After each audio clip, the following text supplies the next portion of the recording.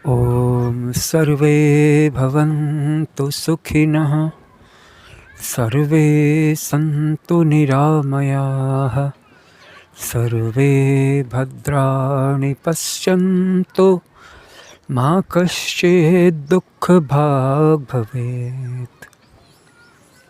हर प्रकार की साधना की शुरुआत लोगों के प्रति अच्छी भावना रखने से ही हो सकती है। इसलिए जो एक बार साधना के पथ पर आगे बढ़ गया है उसे सभी लोगों के प्रति अपनी शत्रुता को विसर्जित कर देना चाहिए। एक बार दिल में सबकी भलाई चाह लें, सबके लिए मंगल की इच्छा कर लें और ये कामना करें कि किसी को भी दुख न दिखना पड़े, सबकी झोली में मंगल पड़े, सबका कल्याण हो जाए। इस प्रकार के शब्दों को भी दोहराने मात्र से बहुत ज़्यादा लाभ होता है। इस प्रकार के शब्दों में ही अपने आप में एक वाइब्रेशन छिपी होती है, इसलिए इनको प्रोनाउंस करने मात्र से ही एक झटके में आपका लेवल अप हो जाता है, आपकी वाइब्रेशन हाई हो जाती है। एक बहुत ही पुराना सवाल लोग उठाते हैं कि हम यहाँ पर क्यों हैं, हमारा जन्म यहाँ पर क्यों हुआ है। इसका सिंपल सा जवाब है, हम यहाँ पर आए हैं अपनी वाइब्रेशन को ऊंचा उठाने के लिए, अपनी स्थिति को, अपनी साधनात्मक ऊर्जा को, अपनी साधना को, अपने ध्यान की गति को ऊपर उठाने के लिए हम यहाँ पर हैं। इसीलिए अगर हम वास्तव में साधना के पथ पर आगे बढ़ना चाहते हैं और बढ़ चुके हैं, पहला कदम उठा चुके हैं, तो इस कंडीशन में हमें हमेशा याद रखना चाहिए कि सभी लोगों के प्रति अपनी शत्रुता को विसर्जित कर ही देना है। अब क्या बचा करके रखना है? अब किसी को कहाँ हराने और किसी से जीतने का गेम है। ना तो ऐसा कोई गेम है, ना ऐसा कोई खेल है, कोई ऐसा खेल नहीं है। हम प्रकटतः सबसे क्षमा मांगते हैं। किसी के प्रति भी कोई भी अपराध हुआ हो, किसी का भी दिल हमसे दुखा हो, हमारी वाणी से, हमारे कर्मों से, हमारी हरकतों से, हमारे एक्शंस से, तो आज वे सभी हमें क्षमा कर दें, ये हम हाथ जोड़ कर के उनसे प्रार्थना करते हैं, विनती करते हैं, गुजारिश करते हैं। और साथ ही साथ अपने अंदर में भी अगर किसी के प्रति भी किसी भी तरह का मनोमालिन्य रहा, उन सभी लोगों को आज हम माफ़ कर देते हैं। उनके द्वारा हुए अथवा किए अपराधों को, गुनाहों को, गलतियों को, भूलों को आज हम अंदर से क्षमा कर देते हैं। और हम इस बात की भी बात नहीं जोहते हैं कि आगे चल कर के वे हमारे साथ कैसे रहेंगे। अगर यही उनका चुनाव है कि आगे चल कर के वे हमारे साथ अच्छा नहीं रहेंगे, फिर भले ही हम क्यों ना उनके साथ अच्छे हो गए हैं, अच्छे होने की हमने कोशिश की है, तब भी किसी भी व्यक्ति को हम क्षमा कर देते हैं। और वह स्वतंत्र है, वह आज़ाद है, वह चाहे तो भविष्य में मेरे प्रति सद्भावना रख सकता है और अगर नहीं चाहे तो अपनी दुर्भावना के पथ पर ही चलता रह सकता है। वह स्वतंत्र है। लेकिन बस मैं उससे माफ़ी मांगता हूँ कि मेरे द्वारा उसके प्रति जो भी गलतियाँ हुई हैं, भूलें हुई हैं, गुनाह हुए हैं, अपराध हुए हैं, जानबूझकर हुए हैं, अनजाने में हो गए हैं, वो अब हमें क्षमा कर दें। और ये बात कोई कहने की नहीं है, ये बात अंदर से अनुभव करने की है। एक बार हम इस भावना का अनुभव करें तो ही हम साधना के क्षेत्र में आगे बढ़ सकते हैं। और जो भी साधना के क्षेत्र में एक बार आगे बढ़ गया है ना, उसको सभी लोगों के प्रति शत्रुता का भाव छोड़ देना चाहिए।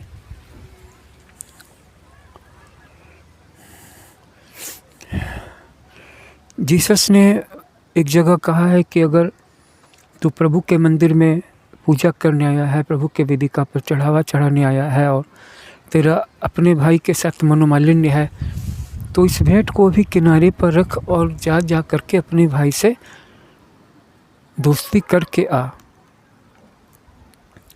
उसे सामंजस्य, सौहार्द, मैत्री, अपनापन, प्रेम स्थापित करके आ। तो जो प्रभु के मंदिर में जा रहा है उसे तो बिल्कुल ही सबके साथ भाईचारा, सौहार्द और सामंजस्य स्थापित कर ही लेना चाहिए। ज़्यादातर लोग अपने जीवन को हल्के में ले रहे हैं, और हल्के में क्यों ले रहे हैं? क्योंकि उनको यह जीवन फ्री में जो मिल गया है, उनको इस जीवन को पाने के लिए कुछ करना जो नहीं पड़ा है। माता पिता ने उनको जन्म दे दिया, पालन पोषण कर दिया, बड़े हो गए, और वो इस बात को भूल गए कि इस मनुष्य जीवन को पाने के लिए कितनी बार पशु योनि से होकर के गुजरना पड़ा, और एक शरीर को जन्म देने के लिए कितनी पीढ़ियों की, पूर्व पीढ़ियों की जीवन लीला समाप्त हुई। कितने लोगों ने जीवन से लेकर मरण का दुख उठाया, इस संसार में स्ट्रगल किया, तब जा कर के एक कीमती और अनुभव से पूर्ण यह सुंदर मानव काया हमें मिली। लेकिन चूंकि यह ऐसे ही मिल गई तो इसका क्या करेंगे? एक बार जीसस जंगल से जा रहे थे, उन्होंने देखा कि एक व्यक्ति दूसरे व्यक्ति के साथ मारपीट कर रहा है, उसको पीट रहा है। उन्होंने पूछा कि अरे तुम तो वही हो जो लंगड़े थे जिसको कि मैंने पिछले साल चंगा किया था। तो उन्होंने कहा कि जी हाँ प्रभु, मैं बहुत शर्मिंदा हूँ, लेकिन जब आपने मेरे शरीर को चंगा कर दिया, मैं विकलांग था, अपाहिज था, कमज़ोर था, जब आपने मुझे वापस स्वस्थ कर दिया तो अब मैं इस शरीर का करूँ क्या? इसी तरह की घटनाएं आगे भी घटी। 2-3 और भी लोग उनको मिले। एक व्यक्ति एक वेश्या के साथ जंगल में अभिसार कर रहा था, मदिरा का पान कर रहा था। उन्होंने पूछा, अरे तुम तो वही हो जो पिछले साल जिसको मैंने ठीक किया था, तुम बीमार थे? कि हाँ हे महापुरुष, आपने मुझे ठीक किया था, लेकिन जब आपने मुझे ठीक कर दिया, मेरे शरीर में ताकत आ गई, मैं स्वस्थ हो गया, मेरे अंदर में युवावस्था की ऊर्जा भर गई, तो अब मैं इस शरीर का करूं क्या? ऐसे ही आगे गए, एक व्यक्ति मिला जो, तो उसको भी उन्होंने पूछा कि ये तुम क्या कर रहे हो? मैंने तुम्हारी आंखें ठीक कर दी, ये तुम क्या कर रहे हो? आंखें से गलत दृश्य को क्यों देख रहे हो? व्यभिचार में क्यों प्रवृत्त हो? तो उन्होंने कहा कि जी प्रभु, आपने मुझे आंखें दे तो दी, लेकिन अब मैं इन आँखों का करूँ तो करूँ क्या? तब ईसा मसीह को अपनी भूल का रियलाइज हुआ, उनको तब जा कर के भान हुआ कि जो मैं कर रहा था वो सही तरीका नहीं था। पहले मुझे व्यक्ति के अंदर का पापाचार दूर करना था, इसके लिए कुछ करना था कि व्यक्ति के साथ जो दुख हैं वो असल में दुख है नहीं, और व्यक्ति के अंदर में जो पापाचार है वो असल में दुख की वजह है। एक जगह संतवाणी में आया है कि मृत्यु से डरने की कोई बात नहीं है, क्योंकि मृत्यु तो हमें एक ही बार मारेगी। अगर डरने की ज़रूरत है तो काम, क्रोध, लोभ इत्यादि वासनाओं से है, क्योंकि मृत्यु तो बस एक ही बार हमें मार पाएगी ना। लेकिन काम, क्रोध, लोभ, ये सारी इच्छाएं, ये सारी वासनाएं, ये सारी तृष्णाएं हमें बार बार जन्म और मृत्यु के चक्कर में ले जा करके बार बार हमें वहाँ पर मारेंगी। तो कि जो एक बार जन्म ले लेगा फिर वो अपनी मृत्यु को किसी तरह से नहीं रोक सकता, फिर चाहे वह प्रभु के मार्ग पर चले या न चले।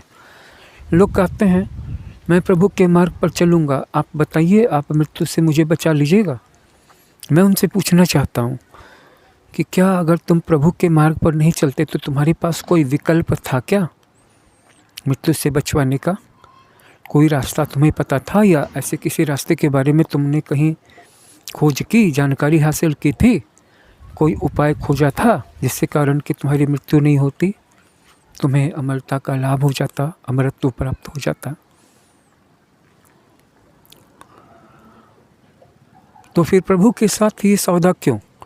प्रभु के साथ अगर ये कोई सौदा है तो फिर प्रभु की भक्ति जो तुम्हारे हिसाब से जो तुम्हारी भक्ति है और जो संसार में जो तुम्हारा जो सौदागर का आचरण है उसमें और इसमें अंतर क्या? कोई एक जगह तो ऐसी हो जहाँ पर हम बदले में कुछ ना चाहें, क्योंकि फिर वहीं से मुक्ति खुलेगी। और जब हम प्रभु की शरण में आ जाएंगे, ये देह तो वैसे भी छूटनी ही थी। अब इस कंडीशन में कम से कम एक बात तो तय है कि दोबारा हम भवचक्र में नहीं आए। इतना भी कम है क्या? क्योंकि इस शरीर के रहते अमर होने का कोई उपाय नहीं है, और एक तरह से देखा जाए तो इस शरीर के रहते हुए अमरत्व का मिल जाना अभिशाप है। क्योंकि एक ऐसा समय आता है, एक ऐसी दुख की घड़ी आती है ज़िंदगी में जबकि मृत्यु उसकी ज़रूरत बन जाती है, और तब मृत्यु जो काम करती है वो काम कोई और चीज़ नहीं कर सकती। जो उपचार मृत्यु करती है, जो इलाज, जो हल समस्याओं का मृत्यु के हाथ में है, वो और किसी भी चीज़ के हाथ में नहीं है। न कोई डॉक्टर तुम्हें, अगर डॉक्टर तुम्हें 10-20 साल ज़्यादा भी ज़िंदा रख लेगा तो तुम बहुत ज़्यादा बूढ़े से कोई बहुत ज़्यादा जवान नहीं हो जाओगे। तुम घोड़ों की तरह दौड़ने नहीं लगोगे, तुम हिरणों की तरह अटखेलियाँ नहीं खाने लगोगे। क्या फिर तुम फिर से जवान हो जाओगे क्या? डॉक्टर ज़्यादा से ज़्यादा तुम्हें नई नई अच्छी दवाएं दे करके, विटामिन की गोलियां दे करके, ताकत के टॉनिक पिला करके कुछ साल की आयु बढ़ा सकते हैं। लेकिन इससे फिर क्या हो जाएगा? जो एक बात मैंने महसूस की है कि जब किसी का समय आ जाता है तो उस वक्त काल को रुकना बहुत मुश्किल हो जाता है, क्योंकि काल के सामने यह एक समस्या हो जाती है। इस व्यक्ति को जो यहाँ से चिपका हुआ है मैं कैसे छुड़ाऊँ, कैसे ले चलूँ? इसके बहुत सारे कारण हो सकते हैं। एक तो यह कि अगले जन्म में नए सगे संबंधी, नए माता पिता, नए भाई बहन, नया परिवार, नया जीवन साथी, नई संतान, नए मित्र, नए गुरु और एक नया जीवन खुद उसका इंतज़ार कर रहा हो सकता है। दूसरा ये कि कोई भी फाइल अगर क्लोज्ड है तो क्लोज्ड है। काल भगवान का काम सबसे कठोर दिखाई पड़ता है, उनकी जो ड्यूटी है। लेकिन जब किसी का समय समाप्त हो जाता है तो मुद्दा यहाँ पर यह है कि तब तुम्हें अपने सारे छूटे हुए अधूरे कार्य याद आने लगते हैं। उन अधूरे कार्यों को याद कर कर के उस समय पछताने से अच्छा है कि हम अभी अपने जीवन का सदुपयोग कर लें। और साधना के क्षेत्र में जो तुम कर रहे हो केवल वही तुम्हारे साथ जाएगा। साधना के क्षेत्र में तुम्हारे गोल्स क्या हो सकते हैं, तुम्हारे लक्ष्य क्या होने चाहिए? जैसा कि हमारे परम सद्गुरु ने हमें बताया कि हम सब यहाँ पर राजाओं की तरह जीवन जीने की कोशिश कर रहे हैं, लेकिन जब हम यहाँ से जाएंगे तो एक सुई भी अपने साथ में नहीं ले जा पाएंगे। धूल का एक कण, मिट्टी का एक ढेला भी साथ में नहीं जाएगा। और जिस जगह पे हम हैं, जिस ग्राउंड पे हम खड़े हैं, यहाँ पे अगर हम एक टूटी कुर्सी पर भी बैठे हुए हैं तो मृत्यु के बाद वापस इस टूटी हुई कुर्सी पर भी बैठने की कोई गुंजाइश नहीं बचेगी, क्योंकि पहरा है। जैसे इस लोक में पहरा है, बहुत बड़ी बड़ी महंगी कोठियाँ हैं, पॉश कॉलोनियाँ हैं, तुम उनमें से किसी भी कोठी में घुस जा सकते हो क्या? दरवाजे पे तुम्हें सिक्योरिटी मिलेगी, सिक्योरिटी गार्ड्स तुम्हारा रास्ता रुकेंगे। वैसे ही जब तक तुम जीवित हो, तुम इस दुनिया के दायरे को पार करके उस दुनिया में नहीं जा सकते।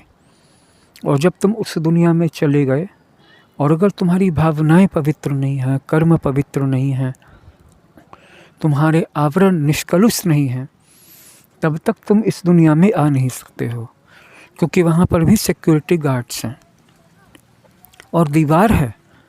सबसे पहली बात है कि तुम्हें हर चीज़ अभेद्य दिखाई पड़ेगी। सबसे बड़ी बात है कि तुम कहीं पर भी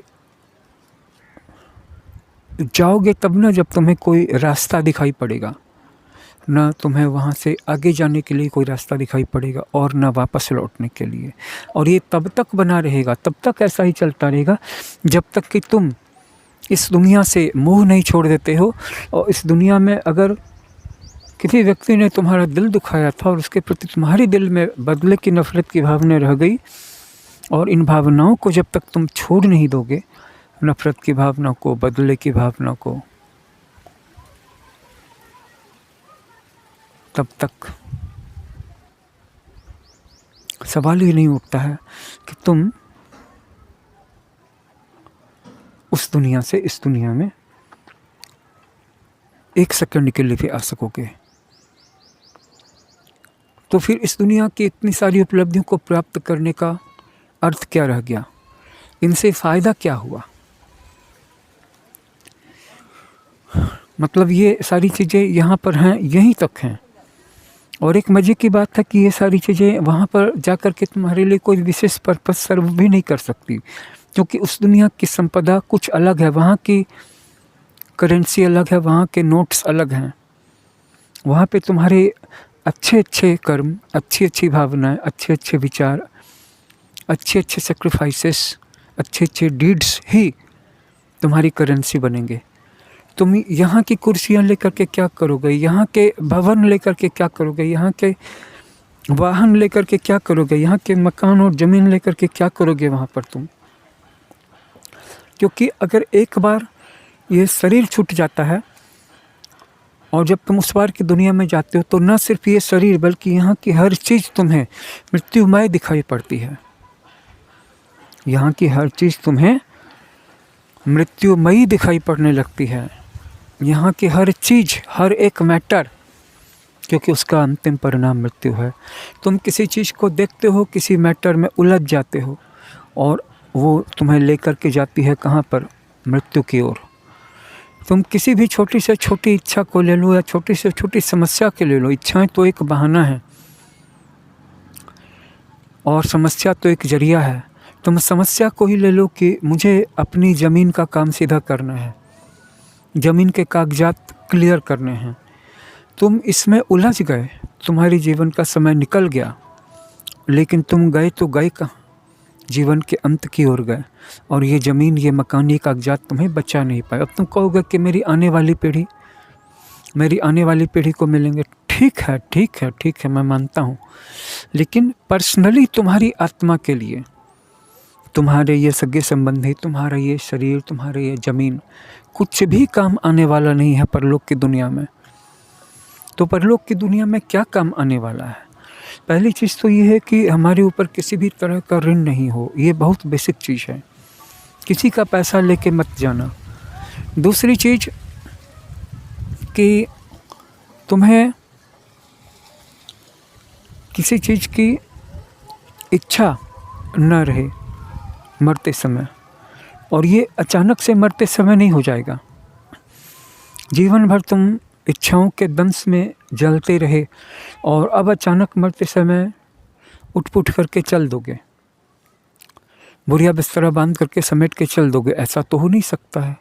तो जीवन के समाप्त होने से बहुत बहुत पहले ही यहाँ की चीज़ों में जो हमारा लगाव है, जो यूज्डनेस है, कि हम किसी चीज़ के यूज्ड हो गए हैं या अपने आप को उसके लिए यूज्ड कर लिया है,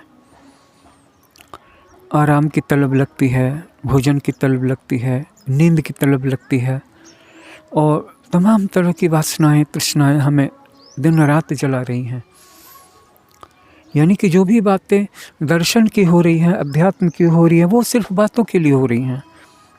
हम एक क्षण के लिए भी वासनाओं से मुक्त नहीं हैं, वो कभी मुक्त नहीं हैं, होंगे भी नहीं। लेकिन मरने से बहुत पहले ही हमें इस संसार की चीज़ों से, एलिमेंट से अपने आप को विरक्त कर लेना चाहिए, अलग कर लेना चाहिए, दूर कर लेना चाहिए। क्योंकि अगर हम अपने आप को दूर नहीं कर पाए, अगर हम अपने आप को अलग नहीं कर पाए, तो हमारा हश्र क्या होगा मरने के बाद? क्योंकि हमारा जो प्रेत शरीर है वो इसी संसार में अटका रहेगा। क्यों अटका रहेगा? क्योंकि हमारा मोह अभी नहीं छूटा है, हमारी वासनाएं अभी प्रज्वलित हैं, अदम्य हैं। चाहे वो भोग की वासना हो, चाहे वो धन की वासना हो, चाहे वो परिवार का मोह हो, चाहे वो बदले की भावना हो, चाहे वो आक्रोश हो कि मेरे संबंधियों ने मुझे मरने क्यों दिया, उन्होंने मेरा ठीक से इलाज क्यों नहीं करवाया, या उन्होंने ही मुझे मौत के मुंह में ढकेला। क्यों? किस लिए? जीवन से मोह है, शरीर से मोह है। शरीर से मोह क्यों है? क्योंकि शरीर के द्वारा हमें प्रत्येक क्षण अनुभव प्राप्त होते हैं।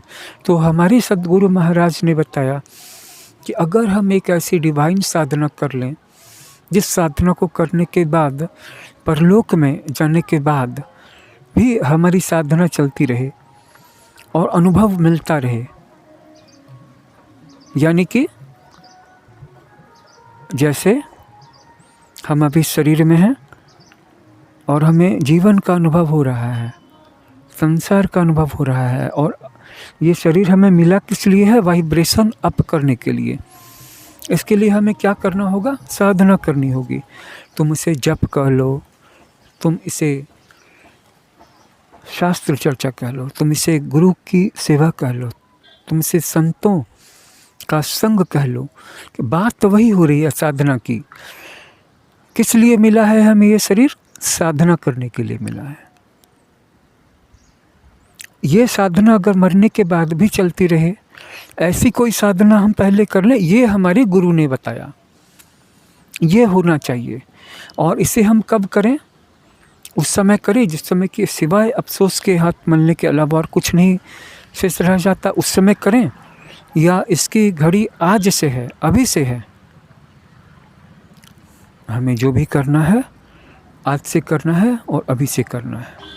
मैं यही प्रार्थना करता हूँ कि आपके अंदर में जिज्ञासा के बीज अंकुरित हों और आपके अंदर में ये जानने की ललक उठे कि हम ऐसा क्या कर लें कि हमारा ये जीवन भी सफल हो जाए और मृत्यु के बाद भी हमें वापस इस संसार की चीज़ें अपने मोह में बांध करके नहीं रख सकें।